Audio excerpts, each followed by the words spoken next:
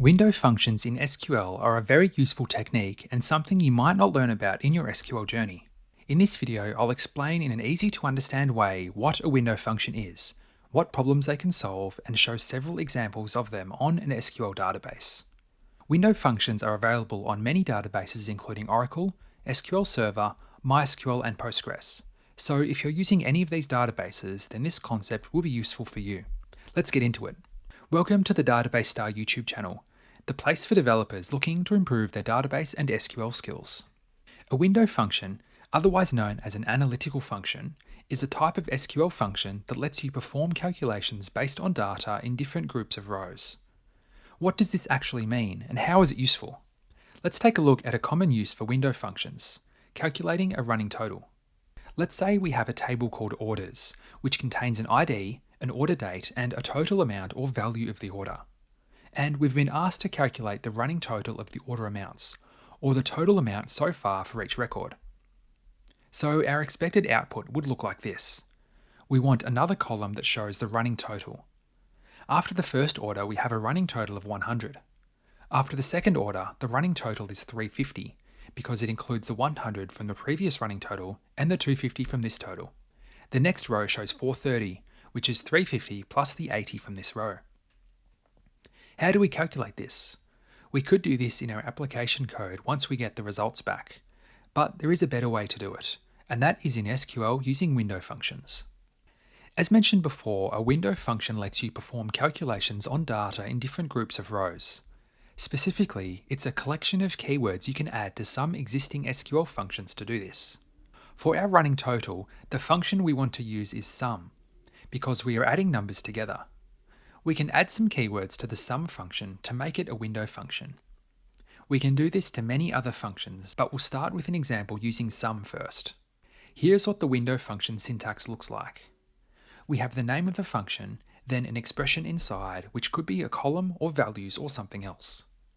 We then have the keyword over. Inside the brackets, we have a partition by clause and an order by clause. Both of these are optional. The over keyword indicates that this is to be used as a window function. The partition by clause will let you define the window of data to look at. We'll see some examples of this later in the video. Finally, the order by clause defines the order that the function will run on the data. This is different to how the results are ordered. Now we've seen the syntax, let's use the sum function in a query. We'll use MySQL Workbench on a MySQL database in this demonstration, but window functions are available on Oracle, SQL Server, and Postgres as well. If there are any differences between vendors, I'll point them out, but the syntax is the same. We'll start with these create and insert statements here, which set up the orders table and insert some sample data. You can get these scripts in my GitHub repository using the link in the description. We'll run these two commands to create the tables and insert the data. Let's run a select query to see the data in the table. It's the same as we saw earlier in the video. So how do we calculate the running total using the sum function as a window function? First, we add the sum function to the query. We want to sum the order total column, so put that inside the brackets. To use this as a window function to show the running total, we add the over keyword. We'll add a pair of brackets after it. Inside the brackets for the over keyword, we can add two things. We add the partition by clause, which defines the window or group of data we're looking at. This is helpful if we want something like a running total per month, and the window would be the month. But we want to see the running total for all records, so we'll leave this out. The second parameter is the order by clause, which defines how the data is ordered for the calculation. We want to include this order by clause. This is because the running total is calculated based on records in the previous row. How do we define what a previous row is? It's the one with the previous order ID. It could also be the order date, but there may be two orders on the same date, so we won't know which one comes first. So we update our query to use the order by clause. We specify order by, then order ID, and then the keyword ASC for ascending order. This will calculate the running total on orders based on order ID in ascending order. Next, we'll give it a column alias of running total, so we know what is in the results. We'll also need to add an order by clause at the end of the query, because we want to see the data in the same order that the calculation is being done in. If we omit this, then the data may be displayed in a different order, and the running total will look strange. Let's run the query and see the results. We can see our new running total column here. It has a running total of the order total column, increasing with each row. We've successfully used a window function in an SQL query. In our previous example, we calculated a running total based on all records in the table. Window functions can let you specify a window, which means the calculation is done on only some of the records. A window is kind of like a subgroup of records or a partition. It's a set of records that the function will look at when performing its calculation. To demonstrate the windowing or partition feature of a window function, we'll need some more records. Let's insert a few more records into the orders table. We can run this and see the data is inserted. Let's say we want to see a running total of orders for each day. When the first order for the day is completed, we show the total of that order. When the second order for the day is completed, we show a total of both orders, and the same process for any more orders on that day. When an order comes in for the next day, the running total would reset and show the total for that order only. The running total would then increase for any orders on that day. How do we do this in our function? Here is our SQL from the previous example.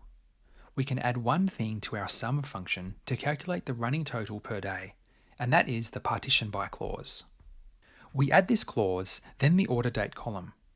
This means for every unique value of order date, a new partition or window is created, and the sum function will start a new calculation. We've left the rest of the function the way it is, including the order by clause within the sum function. Let's run the query. We can do this and see the results here. We can see the results are different. The running total changes with each row, but it doesn't seem to make sense. Order ID 5 has a running total of 470, but the previous row is 10. What's happening here? It's showing like this because we're ordering the data by the order ID field. The calculation is being done in groups of the order date, so the numbers are correct, but the order of rows makes it confusing to interpret. Let's change the query to order by the order date field instead, then the order ID. When we run this query, we can see the data looks better. The running total is increased for each row on the same date, such as the first 3 rows. On the 4th row, the order date changes, and the running total resets. The same thing happens on the last row when the next order date is reached. Notice how all the results are shown. The power of these window functions is that you can perform these aggregate calculations, such as sum, without having to use the group by clause. This can be helpful in many situations. What are some other examples of when you may need to use a window function? You can use count as a window function to count the number of records created each day, or use it with a date conversion function to count the number of orders so far in the same month or year. You could use the average function to calculate the average of the order total for the entire table to easily see which orders are above or below average. You could also use the partition by clause to calculate the average per month. You can do similar things with the max and min functions. You can use the rank and dense rank functions to find the rank or position of a row based on the entire result or within groups. It can be done on all kinds of data, not just orders. Anything with a value that you would use inside one of these functions, you could consider using in a window function. So that's how you can use a window function in SQL to create partitions or windows of your data and perform calculations. If you want to learn more about database design and SQL, visit my website at databasestar.com. If you like this video, consider subscribing to my channel. Thanks for watching.